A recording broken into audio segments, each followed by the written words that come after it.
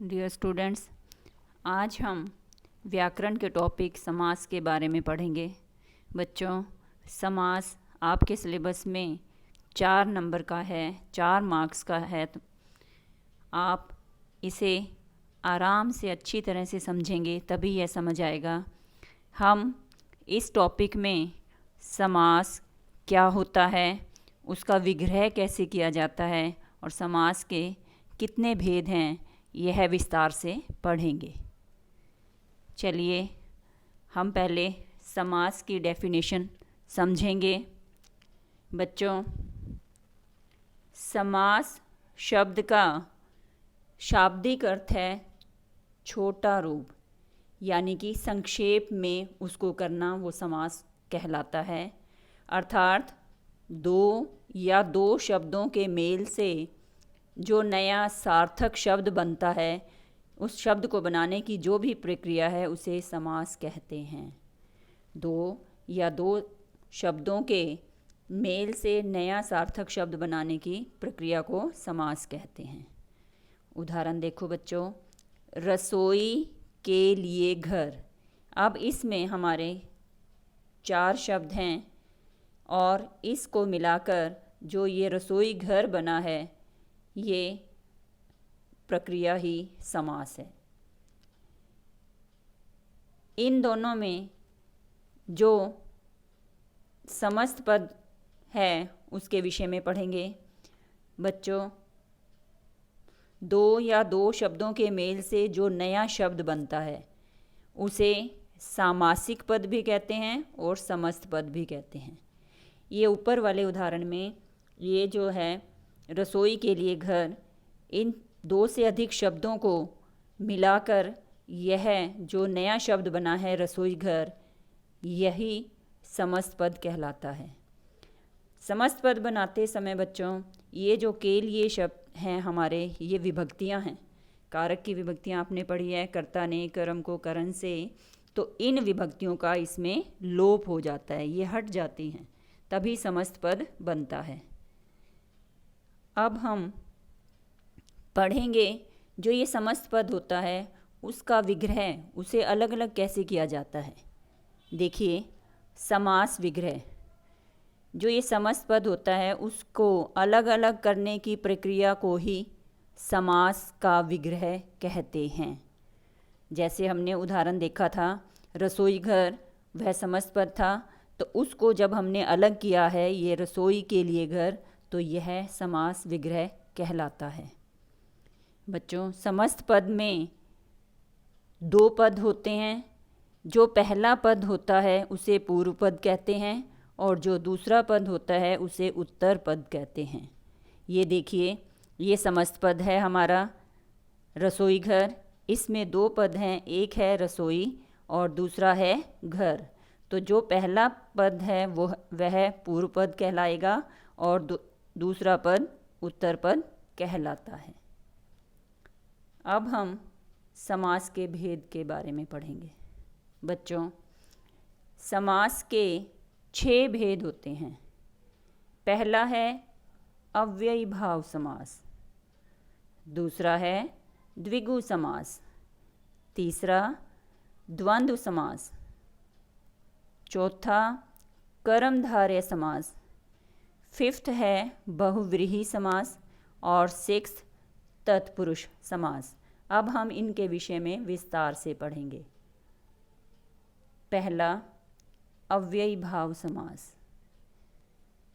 बच्चों, आपने पहले भी पढ़ा है कि अव्यय उन शब्दों को कहते हैं जिनका लिंग, वचन और विभक्ति के अनुसार कोई परिवर्तन नहीं होता, यानी कि वह हमेशा एक जैसे ही रहते हैं। तो जो अव्ययी भाव समास है, इस समास में पहला पद प्रधान होता है। आपने पहले पढ़ा ही है कि हर समास में 2 पद होते हैं, तो इसमें दोनों पदों में से जो पहला पद होता है वो प्रधान होता है और वह क्या होता है, अव्यय होता है या उपसर्ग होता है। अब उदाहरण देखिए, ये समस्त पद है हमारा और ये उनका विग्रह है। पहला उदाहरण देखो, यथाशक्ति। इसमें दो पद हैं, यथा और दूसरा शक्ति। जैसा कि अव्ययी भाव समास में कहा है कि पहला पद प्रधान होता है, तो ये जो यथा है यह इसमें प्रधान है और इसी के अनुसार ही इसका विग्रह होगा। यथा जो शब्द है यह अव्यय है। यथा का प्रयोग किसी भी शब्द के अनुसार, किसी भी लिंग के साथ, किसी भी वचन के साथ हम करें तो ये यथा ही रहता है।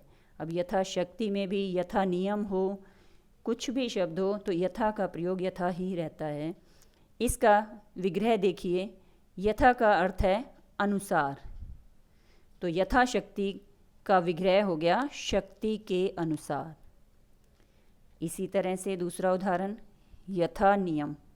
आपको पता चल गया है यथा का अर्थ अनुसार होता है, तो यथा नियम का विग्रह हो गया नियम के अनुसार।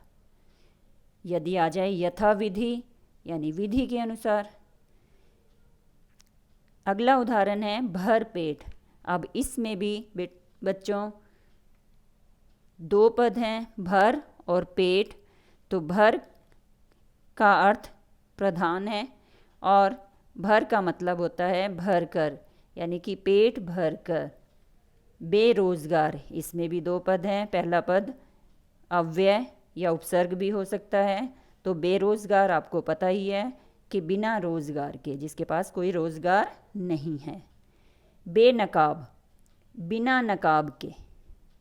और उदाहरण देखते हैं अव्ययी भाव समास के। प्रतिवर्ष, बच्चों कई बार अव्ययी भाव समास में प्रति का जब प्रयोग होता है, प्रति का मतलब उसी की पुनरावृत्ति हो गई, उसी का दो बार प्रयोग। तो प्रतिवर्ष का आप दो तरह से बना सकते हैं। प्रतिवर्ष का वर्ष वर्ष भी बना सकते हैं और हर वर्ष भी बना सकते हैं। प्रति माह, माह माह भी बना सकते हैं और हर माह भी बना सकते हैं, क्योंकि प्रति माह का मतलब हर एक माह, हर माह में। तो प्रतिदिन भी उसी की तरह, दिन दिन भी ठीक है इसका अर्थ, और हर दिन भी।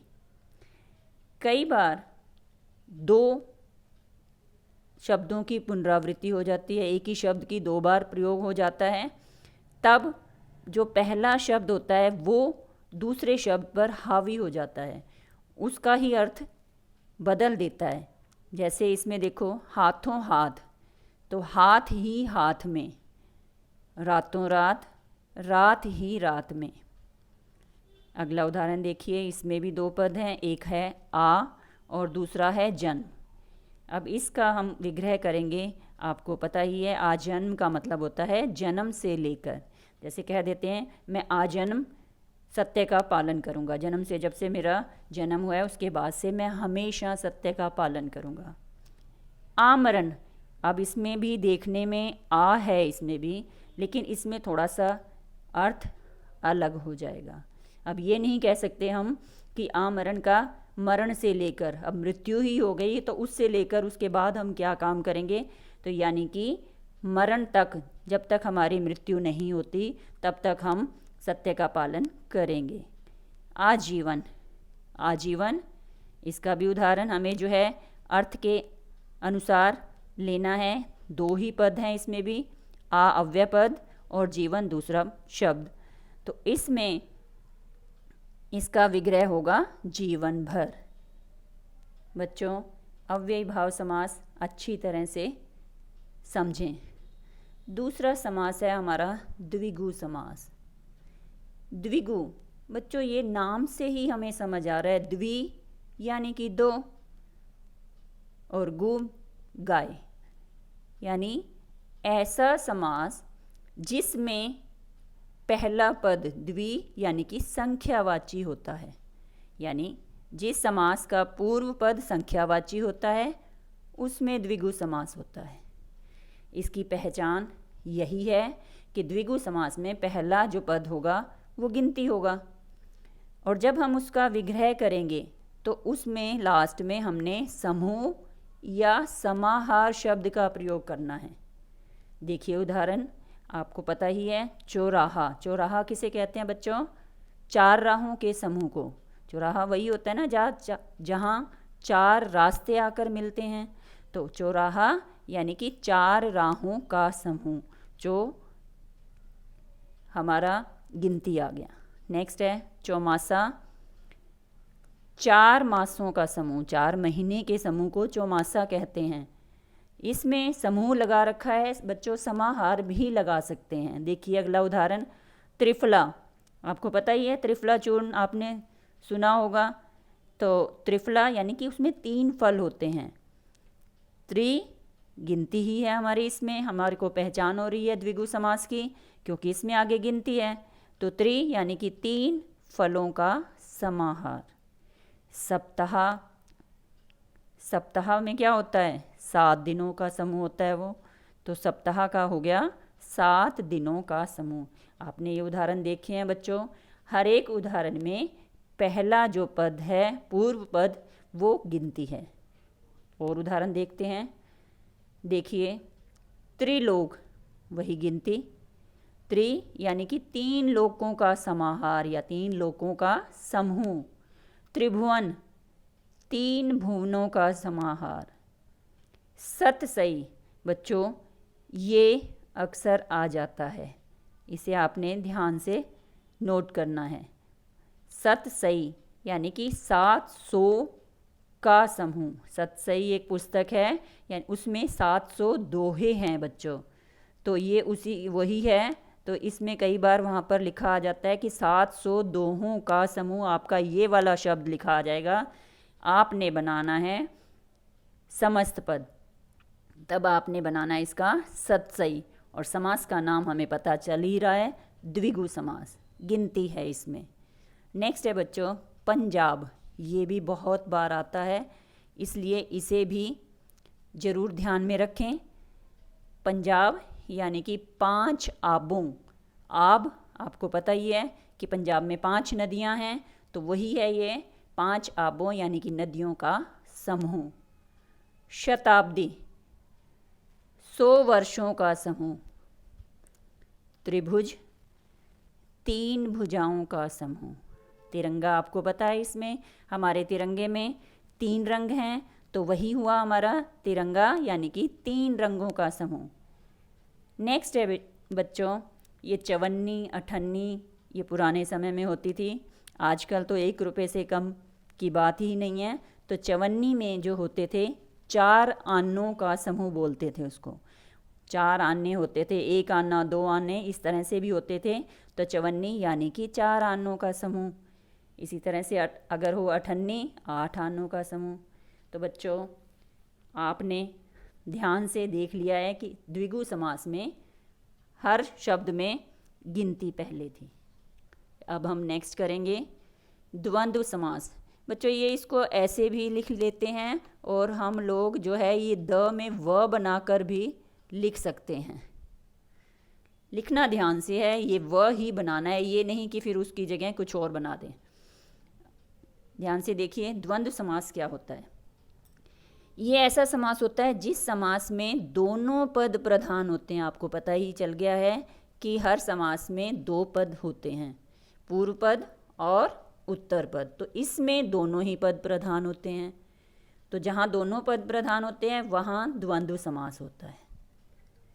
इन दोनों पदों का जब हम विग्रह करते हैं तो अधिकतर इसमें और का प्रयोग हो जाता है। ध्यान से देखिए उदाहरण जैसे, और इसमें बच्चों देखो हाइफन लगा होता है, जो ये इनका जो समस्त पद है उसमें सब में हाइफन लगा होता है। माता पिता, इसका जब हम विग्रह करेंगे तो माता और पिता, आपने यहाँ देखा ही है कि और का प्रयोग होना है। ये देखिए और का प्रयोग हो गया है। दादा दादी, दादा और दादी। पाप पुण्य, पाप और पुण्य। भाई बहन, भाई और बहन। नेक्स्ट है हमारा द्वंद्व समास का उदाहरण दिन रात, दिन और रात। भला बुरा, बच्चों इसका बन गया भला और बुरा। दाल रोटी, दाल और रोटी। बच्चों आपने आराम से देख लिया है कि द्वंद्व समास में दोनों पद थे, ये पूर्व पद है माता और उत्तर पद है पिता, दोनों का ही अर्थ प्रधान है। और विग्रह जब हमने किया है तो और का प्रयोग करके हमने इसे बना दिया है। नेक्स्ट है हमारा कर्मधारय समास। देखिए ध्यान से बच्चों, ये ऐसा समास है जिसमें उत्तर पद प्रधान होता है। इस समास में उत्तर पद प्रधान होता है और जो पूर्व पद और जो उत्तर पद होता है उसमें विशेषण विशेष्य या उपमान और उपमेय का संबंध होता है, तो वही कर्मधारय समास कहलाता है।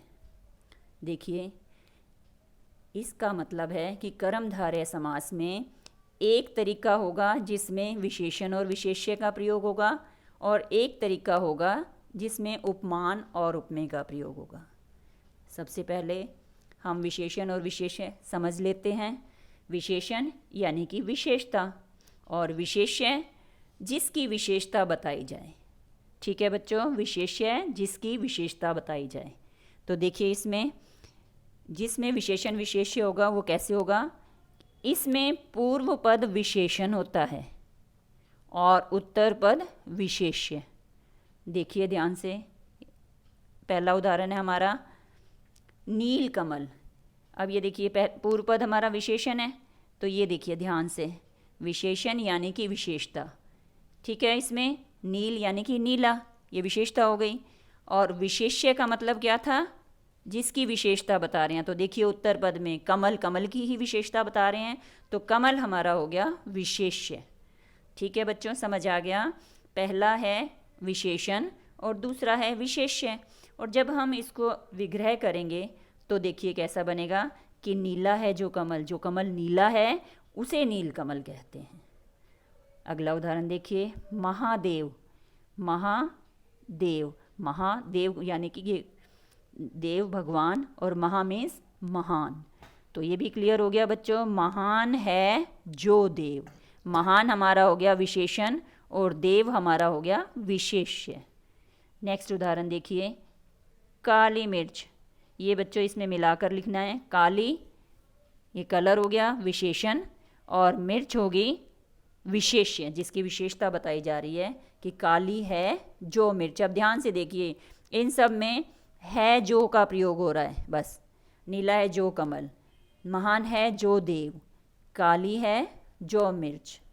आगे देखिए उदाहरण, महाराज।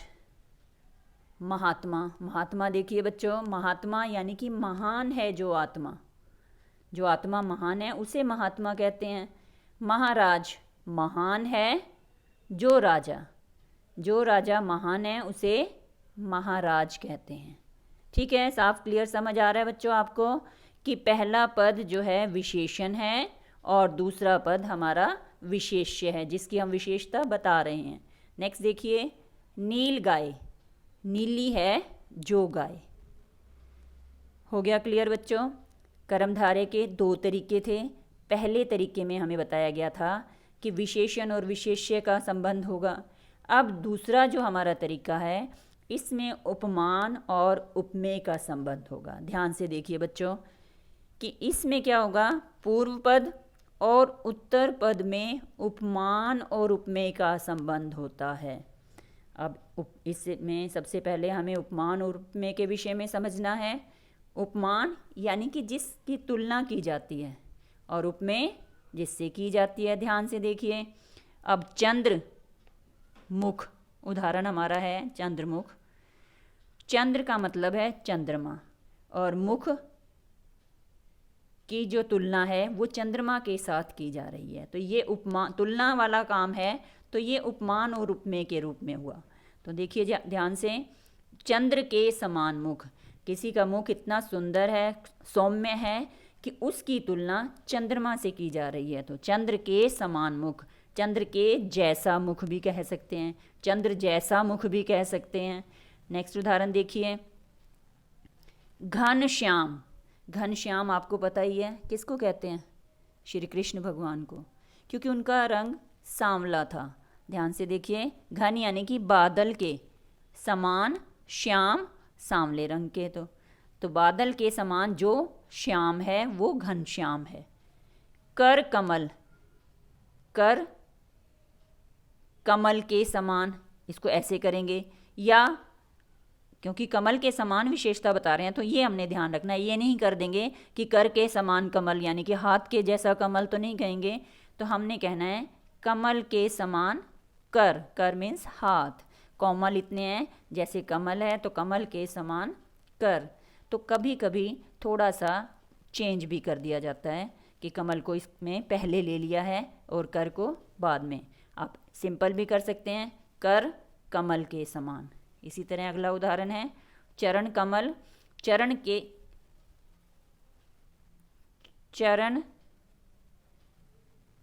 के समान कमल जो है ये हमारा गलत है। अब हम ये नहीं कर सकते, ये होगा चरण जो है ये पीछे आना चाहिए। ध्यान से देखो बेटा, चरण कमल के समान, ठीक है। तो इस तरह से करना है। अब मैंने इसीलिए इसमें पहले बीच में लेके दिखा दिया है कि ताकि आपको समझ आ जाए कि चरण के समान अगर कमल लिखेंगे तो ये हमारा गलत होगा। हमने लिखना है चरण कमल के समान, ठीक है। तो ध्यान रखना है, इसीलिए मैंने एक बीच में गलत लिखा था ताकि आप कभी भी चलते चलते में गलत ना कर दें। अगला देखिए, हमने पहले पढ़ा है विशेषण विशेष्य वाला, दूसरा पढ़ा है तुलना वाला। अब ये देखिए ध्यान से, ये जो हैं तीन, इन तीनों का ध्यान रखना है। फिर से जो जिस पे स्टार बना रही हूँ बच्चों, वो थोड़े से डिफरेंट हैं, इसलिए उनको ज़रूर हमने स्टार बनाकर ही अलग से लिखना है। देखिए अब ध्यान से, अब विद्या धन है। अब ये नहीं कह सकते विद्या है जो धन, यानी कि पढ़ाई धन नहीं है।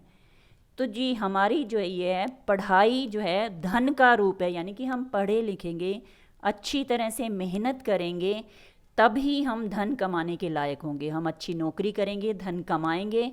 तो विद्या जो है धन का रूप है, तो इसको ध्यान से करना है। विद्या धन, विद्या के समान धन भी नहीं कर सकते, विद्या है जो धन भी नहीं कर सकते। तो इसका अलग से है कि विद्या रूपी धन। ऐसे ही क्रोधाग्नि, अब ये भी नहीं क्रोध के समान अग्नि, भी क्रोध के समान अग्नि नहीं, क्रोध जैसी अग्नि भी नहीं, तो इसका भी ऐसे ही बनेगा क्रोध रूपी अग्नि।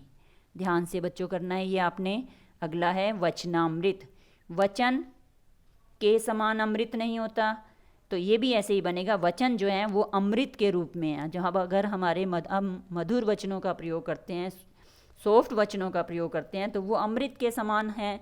तो इसीलिए इसका विग्रह बनेगा वचन रूपी अमृत। बच्चों आज हमने समास के यद्यपि 6 भेद हैं, लेकिन एक साथ 6 भेद करने से हम कंफ्यूज हो जाएंगे, इसलिए हमने आज 4 भेद के विषय में पढ़ा है। पहला था बच्चों अव्ययी भाव समास। ध्यान से सुनिए, उसमें शुरू में जो है देखा था हमने कि पहला पद अव्यय होता था, ठीक है, पहला पद अव्यय होता था और उसी का अर्थ प्रधान होता था। आपने ध्यान से देख लिया है अव्ययी भाव समास हमारा, ठीक है। अब उसके बाद दूसरा था हमारा द्विगु समास। बच्चों ध्यान रखना है, द्विगु यानी कि गिनती पहले होगी। इस समास की पहचान ही सिंपल है कि गिनती पहले होगी। विग्रह करते समय समूह का प्रयोग होगा, समाहार का प्रयोग होगा, बस इतना ही ध्यान रखना है। नेक्स्ट है बेटा हमारा द्वंद्व समास। इसमें एक तरह से पेयर होते हैं।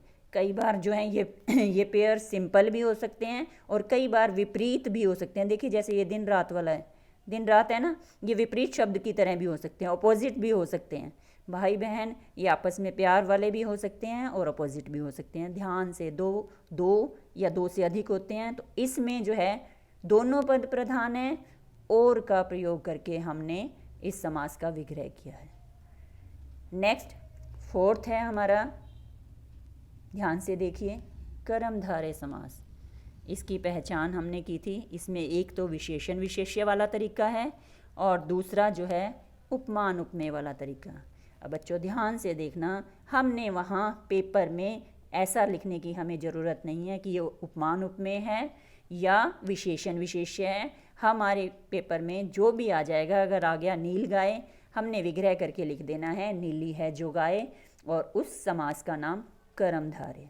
अगर हमारे में आ गया घन के समान श्याम, तो हमने जो है इकट्ठा करके समस्त पद बना देना है घन श्याम, और इसका नाम तो हमने वही लिखना है कर्मधारय। बच्चों, सबसे महत्वपूर्ण बात इसमें यह है कि हमें समास के नाम बिल्कुल ठीक लिखने आने चाहिए, तभी हमें उसके पूरे नंबर मिल पाएंगे। चारों समास को बच्चों आराम से याद करना, लिखना, समझना, और हर समास का दो दो उदाहरण अपने दिमाग में रखना, तभी आपको उसकी पहचान रहेगी।